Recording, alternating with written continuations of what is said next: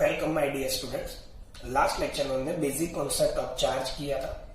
इस लेक्चर में हम कूलम्ब्स लॉ पढ़ेंगे। तो चार्ज का यूनिट मैंने बताया था, क्या था? कूलम। तो उस टाइम मैंने बोला था कि चार्ज का यूनिट कूलम भी क्यों रखा, तो क्या था उसका रीजन? कूलम नाम के साइंटिस्ट ने क्या किया था, दो स्टैटिक चार्ज के बीच में कितना इलेक्ट्रिकल फोर्स लग रहा है उसको फाइंड करने का रूल बनाया था। उस रूल को हम क्या बोलेंगे? कूलम्ब्स लॉ, या फिर ऐसा बोल सकते हैं rule of Coulomb to find out the force between two static charges. Okay. दूसरी बात, कूलम नाम के साइंटिस्ट ने रूल बनाया है, इसीलिए ही चार्ज के यूनिट को हमने कौन सा यूनिट दिया है? कूलम। ओके। उसका सीजीएस यूनिट याद होना चाहिए, क्या था? State coulomb. क्या था? State coulomb. ओके। अब कूलम ने क्या दिया हमें? फोर्स दिया। कौन सा फोर्स दिया? Electrical force. किसके बीच में? तो टू स्टैटिक चार्जेस के बीच में। अब जो इलेक्ट्रिकल फोर्स हमें मिल रहा है, फोर्स क्या है? तो force is the vector quantity. अगर फोर्स वेक्टर क्वांटिटी है तो क्या होगा? फोर्स वेक्टर क्वांटिटी है तो क्या होगा हमारे पास? उसका स्केलर वैल्यू भी होगा और उसका कौन सा होगा? वेक्टर फॉर्मूला भी होगा। तो यहाँ पे हम सिर्फ और सिर्फ इलेक्ट्रिकल फोर्स का मैग्नीट्यूड फाइंड करना सीखेंगे, यानी मैग्नीट्यूड यानी उसका स्केलर फॉर्म या वेक्टर फॉर्म। तो उसका जस्ट और जस्ट स्केलर फॉर्म सीखेंगे। नेक्स्ट लेक्चर में मैं आपको उसका वेक्टर फॉर्म सिखाऊंगा। ओके। तो सबसे पहले scalar form of Coulomb's law. तो सबसे पहले उसका जो स्टेटमेंट है वो स्टेटमेंट पढ़िए। Electrical force between two point charges, underline कर रहा हूं यहाँ पे, point charges. Electrical force between two point charges varies inversely as the square of the distance between the charges and it's directly proportional to the product of the magnitude of the two charges and acts along the line joining the two charges। इसके बारे में बाद में देखते। सबसे पहले statement लिखेंगे। Statement को लिखने के बाद अब स्टेटमेंट को समझना है। तो कौन सा फोर्स है? Electrical force. कहां पर? बिटवीन यानी किसी के बीच में। टू पॉइंट चार्जेस, कितने चार्ज होने चाहिए? टू। तो ध्यान से देखना, टू चार्जेस कैसे है? Point charges. अब दूसरी बात, पॉइंट चार्जेस के साथ कैसे होने चाहिए? तो स्टैटिक भी होने चाहिए। तो this is the limitation of the Coulomb's law. Coulomb's law क्या देता है? फोर्स किसके बीच में? टू चार्जेस के बीच में। पर उसकी लिमिटेशन क्या है? दोनों चार्ज कैसे होने चाहिए? पॉइंट चार्ज होने चाहिए, दूसरा स्टैटिक होने चाहिए। अगर चार्ज इज इन मोशन, अगर हमारा चार्ज मोशन में है तो हम उस टाइम कितना फोर्स लगेगा उसको फाइंड करने के लिए कूलम्ब्स लॉ यूज नहीं कर सकते। ओके। दूसरी बात, अगर चार्ज हमारे सरफेस एरिया पर है, सपोज है मेरा सरफेस एरिया है, अगर सरफेस एरिया पर एक प्रॉपर वे से उसको हमने डिस्ट्रीब्यूट किया हुआ है, तो डिस्ट्रीब्यूटेड चार्जेस के लिए फोर्स फाइंड करना है तो वहां पर भी हमारा कूलम्ब्स लॉ यूज नहीं होगा। क्लियर? तो कूलम्ब्स लॉ कहां पर यूज होगा? तो कूलम्ब्स लॉ स्टैटिक चार्जेस के लिए और पॉइंट चार्जेस के लिए ही यूज होगा। ओके। यानी चार्ज कहीं पे डिस्ट्रीब्यूटेड नहीं होना चाहिए, पॉइंट चार्ज होना चाहिए। बोलो क्लियर है? तो this is the limitation of the Coulomb's law.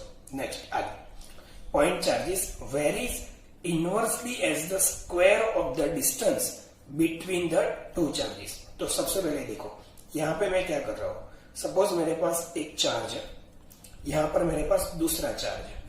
हमने लास्ट लेक्चर में देखा चार्ज को डिनोट करने की साइन क्या थी? क्यू थी। तो ए चार्ज है, ए बी चार्ज है, दोनों पॉइंट चार्ज है, दोनों स्टैटिक चार्ज है। पहले चार्ज को बोलता हूं Q1, दूसरे चार्ज को बोलता हूं Q2। तो Q1 charge and Q2 charge both are the point charges, both are the static charges. ए जो है उन दोनों के बीच का डिस्टेंस है। बोलो क्लियर है? क्या है दोनों के बीच का डिस्टेंस? अब पढ़ो, electrical force between two point charges varies inversely as the square of the distance between two charges. दोनों के बीच में जो डिस्टेंस है उसके स्क्वायर के साथ इनवर्सली प्रोपोर्शनल है। कौन? फोर्स। तो F यानी force inversely proportional 2 the distance of the square. बोलो clear. Next and is directly proportional. चलो डायरेक्टली प्रोपोर्शनल है तो डायरेक्टली प्रोपोर्शनल किसके साथ है? Force is directly proportional to the product, product यानी multiplication of the magnitude, magnitude यानी उसकी value of the two charges, हमारे जो दो चार्ज है उनकी प्रोडक्ट, प्रोडक्ट यानी मैग्नीट्यूड। तो suppose Q1 charge and Q2 charge, Q1 and Q2 मैं मोड ले रहा हूं। क्यों? अगर कोई मेरे पास पॉजिटिव चार्ज है, पॉसिबिलिटी है कोई चार्ज पॉजिटिव होगा, कोई चार्ज नेगेटिव होगा, तो यहां पर फोर्स की वैल्यू जो फाइंड करनी है, फोर्स की जो वैल्यू फाइंड करनी है, वैल्यू फाइंड करने के लिए मुझे पॉजिटिव और नेगेटिव टाइप्स की जरूरत नहीं है, मुझे सिर्फ और सिर्फ उसकी वैल्यू चाहिए। वो कौन से टाइप का है उससे मुझे कोई मतलब नहीं है, इसीलिए मैं क्या कर रहा हूं, उसको मोड में लिख रहा हूं। अगर दोनों पॉजिटिव होंगे तो मोड में से बाहर आके पॉजिटिव हो जाएंगे, अगर कोई नेगेटिव भी होगा तो भी मोड में से बाहर आने के बाद वो पॉजिटिव हो जाएगा, यानी मुझे वैल्यू चाहिए, उसकी साइन नहीं चाहिए, इसलिए मैं मोड लिख रहा हूं। ओके, तो पॉजिटिव चार्ज भी हो सकता है, नेगेटिव चार्ज होगा। ओके, बट यहां पर here I am taking both positive charges. Okay, यहां पर मैं दोनों पॉजिटिव चार्जेस ले रहा हूं, that's why mode of Q1 is equal to Q1, mode of Q2 is equal to Q2। बोलो क्लियर, दोनों पॉजिटिव है, there is no issue. Okay, तो नाउ हमारे पास फोर्स कैसा रहेगा? Force is proportional to 1/r² and here force is proportional to Q1 into Q2। दोनों को साथ में लिखते हैं, force is proportional to Q1 into Q2 upon r²। बोलो क्लियर और नॉट? इसके बाद अगर हम यहां पर जो प्रोपोर्शनल है उसको रिमूव करेंगे तो हमें यहाँ पे कांस्टेंट लिखना पड़ेगा। हमारा जो कांस्टेंट आएगा उसे बोलेंगे प्रोपोर्शनलिटी कांस्टेंट। क्या बोलेंगे? Proportionality constant. उसके अलावा उसका एक और नाम है जिसको हम बोल सकते हैं कूलम्स कांस्टेंट। क्या बोल सकते हैं? Coulomb's constant. उसकी साइन है स्मॉल के। याद रखना स्टूडेंट्स, यहाँ पे सिर्फ और सिर्फ स्मॉल के आना चाहिए, ओके, कैपिटल के नहीं होना चाहिए। Q1 Q2 upon r²। So this is the equation to find out the value of force, magnitude of force between two point charges and static charges. This is the scalar form of the Coulomb's law. इस फॉर्मूले के हिसाब से हमें सिर्फ और सिर्फ क्या मिलेगा? मैग्नीट्यूड मिलेगा। किसका? फोर्स का। किसके बीच में? दो चार्जेस के बीच में। This is the magnitude of the two charges. Okay, clear? अब दूसरी बात आगे हम पढ़ते हैं। What is the K? K is the coulomb constant. के इज द कूलम्ब कांस्टेंट, या फिर उसको बोलेंगे प्रोपोर्शनलिटी कांस्टेंट। तो उसका यूनिट क्या होगा? तो यूनिट ऑफ के, तो के का यूनिट हमें फाइंड करना है। तो सबसे पहले हम इक्वेशन में के को सब्जेक्ट बनाएंगे। अगर हमारा के सब्जेक्ट बनेगा तो के इज इक्वल टू क्या होगा? फोर्स तो है ही, या नीचे से r² ऊपर जाएगा पर नीचे क्या आएगा? Q1 और Q2। फिर से के वहां पर रहा, r² नीचे से ऊपर गया, Q1 और Q2 नीचे आ गए। बोलो क्लियर है? तो इसके बेस पर हम अब क्या लिखेंगे? यूनिट। तो के का यूनिट क्या होगा? तो फोर्स का यूनिट क्या है? Newton. R, what is the R? R is the distance between two charges. What is the R? R is the distance between two charges. That's why that is the distance. Unit of the distance is equal to meter. Meter square divided by Q1 and Q2. Q1 and Q2 क्या है? Charge. Charge का unit मैंने पहले ही बताया, क्या है? Coulomb. Coulomb coulomb, तो क्या हो गया? Newton metre square divided by coulomb square. तो अब क्या लिखेंगे? Newton metre square. नीचे से कूलम ऊपर जाएगा, कूलम रेज़ टू -2। याद रखना कूलम में जो सी होगा वो कैपिटल सी होगा। बोलो क्लियर? तो this is the unit of the K. This is the unit of the K. Okay, अब वैल्यू ऑफ के। ओके, अब के की वैल्यू क्या है? वैल्यू ऑफ के। तो के की वैल्यू हमारे पास है 8.9875 इंटू 10⁻⁹। अब अगले हमें अगले टॉपिक में हमने क्या देखा, उसका यूनिट क्या था, newton metre square coulomb raise to -2। तो अब पता चला मैंने सबसे पहले आपको यूनिट फाइंड करना क्यों सिखाया। ओके, अब इसके बेस पर से अगर हम प्रैक्टिकली जब एग्जाम्पल में सॉल्व करेंगे तो एग्जाम्पल के अंदर हम उसकी वैल्यू 8.9 नहीं लेंगे, एग्जाम्पल के अंदर उसकी वैल्यू ली जाएगी 9 × 10⁹ newton metre square coulomb raise to -2। तो इसको हमें याद रखना है, गिवन डेटा में वैल्यू दी नहीं होगी, उसका यूनिट भी याद रखना है और उसकी वैल्यू को भी हमें याद रखना है। ओके, दूसरी बात, कई जगह आपको k की वैल्यू इस तरीके से दी होगी, k = 9 × 10⁹ SI यूनिट। तो SI यूनिट लिखा है तो आपको समझ जाना है, तो उसकी वैल्यू कितनी है, newton metre square coulomb raise to -2। बोलो क्लियर है, तो इसको याद रखना है आपको। ओके, अब नेक्स्ट k को हम और डिटेल में स्टडी करते हैं। तो k is the proportionality constant, उसके बाद हम k को क्या लिख सकते हैं, k = 1/4πε0। याद रखना है, ये सबसे इंपॉर्टेंट टॉपिक है, scalar form of Coulomb's law का सबसे इंपॉर्टेंट टॉपिक है ये। k = 1/4πε0। अब ε0 क्या है, ओके, ε0 क्या है, permittivity. This is the permittivity of vacuum, A vacuum की परमिटिविटी। अब परमिटिविटी का मीनिंग क्या हो रहा है, तो सबसे पहले यहां पे देखना, परमिटिविटी किसकी होती है, मीडियम की। तो परमिटिविटी का मीनिंग क्या होता है, तो परमिटिविटी इज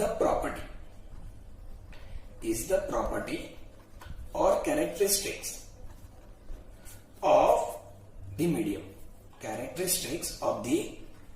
मीडियम, ओके। तो ये कैसे कैरेक्टरिस्टिक है, कैसी प्रॉपर्टी, तो देखो हमारे पास एक एग्जांपल है, मेरे पास दो चार्जेस है, charge 1 and charge 2, charge Q1 Q2, दोनों के बीच का डिस्टेंस है R।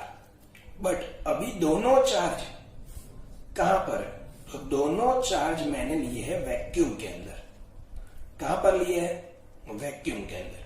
अब यहां पर देखो सेम वही चार्ज, दोनों charge same, Q1 charge and Q2 charge, दोनों का डिस्टेंस भी मैं क्या ले रहा हूं, ध्यान से देखना, दोनों के बीच का डिस्टेंस भी सेम यानी जितना मैंने वैक्यूम में लिया था उतना ही डिस्टेंस में यहां पर ले रहा हूं। यहां पर क्या है, तो सपोज यहां पर मेरे पास वाटर है या फिर यहां पर मेरे पास केरोसिन है, कोई भी मीडियम है, सपोज यहां पर मेरे पास कोई मीडियम है। बोलो क्लियर है। अब दूसरी बात, चार्जेस सेम है, दोनों के बीच का डिस्टेंस भी सेम है, दोनों कंडीशन के अंदर। अब यहां पर दोनों के बीच में जो फोर्स लग रहा है उसको फाइंड करने की मेथड, K Q1 Q2/R²। अब K की जगह हमने क्या लिखा, तो K की जगह हमने लिखा 1/4πε0 Q1 Q2/R²। F। तो अभी हमें यही पढ़ना है कि what is the role of the ε0 in the medium. Okay, देखो वैक्यूम के अंदर हम देखते हैं दोनों के बीच में लगने वाला फोर्स 100 न्यूटन है। एक एग्जांपल है, दोनों चार्ज के बीच में लगने वाला फोर्स 100 न्यूटन है। अब यहां पर आओ, वाटर के अंदर दोनों चार्ज वैक्यूम के अंदर थे उतने ही है, दोनों का डिस्टेंस भी उतना ही है, तो यहां पर भी हमें फोर्स 100 न्यूटन ही मिलना चाहिए, बट उतना फोर्स हमें नहीं मिलता। इतना मिलना चाहिए पर नहीं मिलता, तो उसके पीछे रीजन क्या हुआ, F = जो हमारे पास K Q1 Q2/R², दोनों चार्ज सेम, डिस्टेंस सेम, तो फोर्स सेम नहीं मिला, तो उसके पीछे रीजन क्या होगा, K = क्या है, 1/4πε0। तो ये 4πε0 क्या है, तो यही है, वो यही समझना है कि वाटर और केरोसिन और एनी मीडियम, जो मीडियम हमारे पास है, वो मीडियम के अंदर एक ऐसी कैरेक्टरिस्टिक्स है, मीडियम की एक ऐसी प्रॉपर्टी है जो दोनों चार्ज के बीच में कितना फोर्स लगेगा उस फोर्स को अफेक्ट करता है। सपोज यहाँ पे दोनों के बीच में वैक्यूम है, तो वैक्यूम क्या करता है, दोनों को 100 न्यूटन फोर्स अप्लाई करने के लिए अलाउ करता है, पर उतने ही डिस्टेंस पे वाटर उनको 100 न्यूटन फोर्स अप्लाई करने को अलाउ नहीं कर रहा है। यानी वाटर एंड केरोसिन फोर्स को परमिट नहीं कर रहे। किसके लिए परमिट नहीं कर रहे? 100 न्यूटन फोर्स अप्लाई करने की परमिट नहीं कर रहे। किसके कारण? तो उनकी एक कैरेक्टरिस्टिक्स जिसके कारण चार्ज पूरी ताकत से अपना फोर्स अप्लाई नहीं कर सकता, जितनी ताकत से वो वैक्यूम में कर रहा है। तो वैक्यूम के अंदर दोनों चार्ज के बीच में जितना फोर्स लग रहा है उतना ही फोर्स उन्हीं चार्ज के बीच में उतने डिस्टेंस पे नहीं लग रहा है। किसके कारण? वाटर, केरोसिन या एनी मीडियम की कोई प्रॉपर्टी के कारण। उस प्रॉपर्टी के कारण ही फोर्स नहीं लग पा रहा है। उसी प्रॉपर्टी को हम क्या बोलेंगे? परमिटिविटी ऑफ द मीडियम और परमिटिविटी ऑफ द वैक्यूम। अगर वो प्रॉपर्टी वैक्यूम की है तो उसे बोलेंगे परमिटिविटी ऑफ वैक्यूम। अगर वो प्रॉपर्टी मीडियम की है तो उसे बोलेंगे परमिटिविटी ऑफ मीडियम। ओके, तो एप्सिलॉन जीरो क्या होगा? तो एप्सिलॉन जीरो होगा परमिटिविटी ऑफ मीडियम। बोलो क्लियर? एप्सिलॉन जीरो होगा परमिटिविटी ऑफ वैक्यूम। तो अब हमारे पास क्या हुआ? वैक्यूम और दूसरा क्या हुआ? मीडियम। ओके, अगर वैक्यूम में हम फोर्स फाइंड करेंगे तो इक्वेशन आएगा 1/4 पाई एप्सिलॉन जीरो, जो के की जगह ले चुका है Q1 Q2 अपॉन R स्क्वायर। अगर हम मीडियम के अंदर फोर्स फाइंड करेंगे तो क्या आएगा? तो एप्सिलॉन जीरो क्या है? मीडियम की परमिटिविटी और वैक्यूम की, तो वैक्यूम की। तो वैक्यूम में होगा तो वैक्यूम की परमिटिविटी लेंगे, अगर मीडियम में होगा तो मीडियम की परमिटिविटी लेंगे। तो मीडियम की परमिटिविटी कितनी है? एप्सिलॉन। ओके, जो हमें एग्जांपल में दिया होगा तो उसका यूज करके हम क्या करेंगे? फोर्स फाइंड कर सकते हैं। तो फोर्स का इक्वेशन क्या हुआ?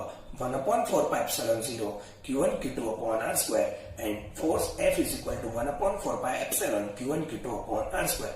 ये वैक्यूम में लगने वाला फोर्स है तो इसे मैं F0 बोल देता हूं, और मीडियम में लगने वाला फोर्स है मैं इसे Fm बोल देता हूं। बोलो क्लियर है?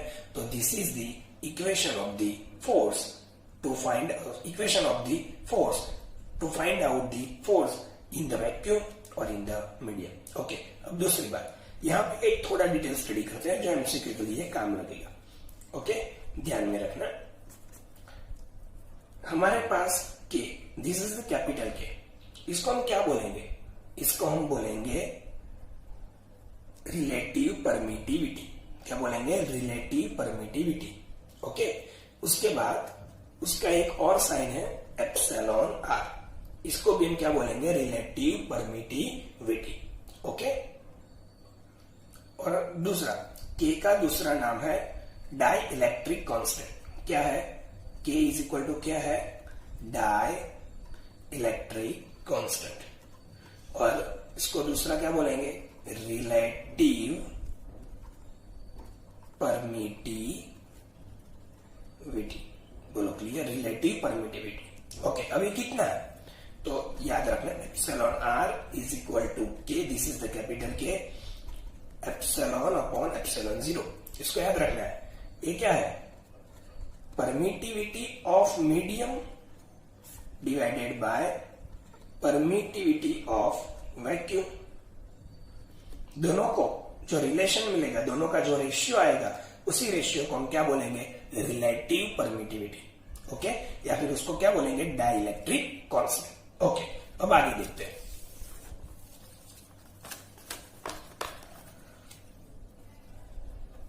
ओके, अब देखो दोनों के बीच का रिलेशन। ओके, अगर force in vacuum F0 is equal to 1/4 pi epsilon zero Q1 Q2 अपॉन R स्क्वायर। ओके, और मीडियम के अंदर कितना फोर्स लगेगा? तो फोर्स इन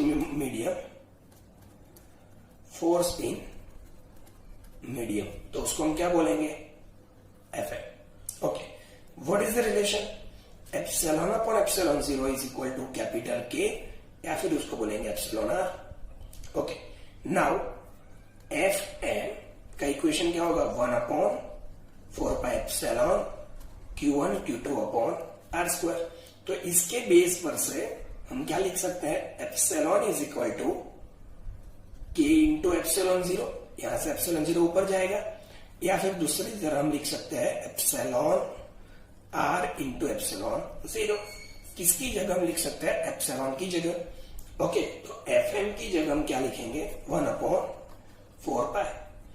एप्सिलॉन की जगह हम लिखते हैं के into epsilon 0, K into epsilon 0, Q1 Q2 upon R square. वैसे ही तो अब आप देख सकते हैं 1/4 pi epsilon 0, 1/4 pi epsilon 0, Q1 Q2 upon R square. तो उसकी जगह अब हम क्या लिखेंगे? तो उसकी जगह हम लिखेंगे, किसकी जगह? देखो 1/4 पाई एप्सिलॉन 0, इतने की जगह क्या लिख सकते हैं? F0 लिख सकते हैं, डिवाइडेड बाय के वैसे ही रहेगा। तो अब देखो क्या है? एफ है force in medium, force in vacuum divided by के। तो इसका मीनिंग क्या हुआ? मीडियम में लगने वाला फोर्स कितना होगा? वैक्यूम में जो फोर्स लगेगा उसकी divided by K. But condition क्या होनी चाहिए? कंडीशन क्या होनी चाहिए? Both charges and distance, both charges and distance are same in vacuum and medium. जब भी मीडियम के अंदर और वैक्यूम के अंदर दोनों जगह चार्ज की वैल्यूज एंड चार्ज का डिस्टेंस सेम होगा, तब शॉर्ट इक्वेशन से हम क्या कर सकेंगे? Value of force in medium find कर सकेंगे। कितना होगा? वैक्यूम में जितना भी फोर्स लग रहा है उससे डिवाइड बाय के करेंगे। तो what is the K? K is the dielectric constant of medium.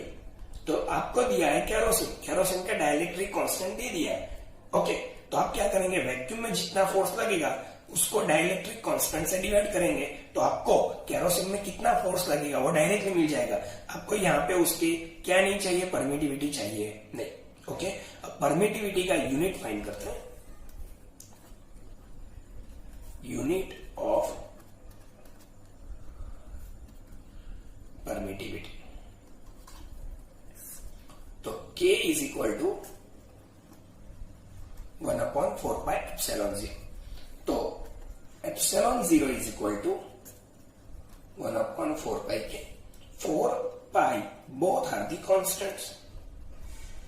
Okay, तो उसका तो कोई यूनिट नहीं होगा, तो यूनिट ऑफ एप्सिलॉन 0 क्या होगा? तो 1/डिवाइड के का यूनिट क्या है? तो हम आगे ही पढ़ चुके हैं, newton metre square coulomb raise to -2। तो एप्सिलॉन 0 का यूनिट क्या हुआ? Inverse newton -1 metre -2 coulomb +2। तो पॉजिटिव पावर पहले लिखेंगे, कूलम स्क्वायर न्यूटन -1 और मीटर -2। तो ये क्या होगा? Unit of the epsilon 0। बोलो क्लियर है? तो ये हमारा है यूनिट ऑफ द एप्सिलॉन 0। अब वैल्यू ऑफ द एप्सिलॉन 0, तो वैल्यू ऑफ द एप्सिलॉन 0 क्या होगा? तो इसको भी आपको याद रखना है, 8.854 into 10⁻⁻12 coulomb square newton -1 metre raise to -2। This is the value of the epsilon 0। And आपको होमवर्क में क्या करना है एक्स्ट्रा कि एप्सिलॉन 0 का डायमेंशनल इक्वेशन फाइंड करना है। क्या फाइंड करना है? Dimensional equation. Okay, thank you.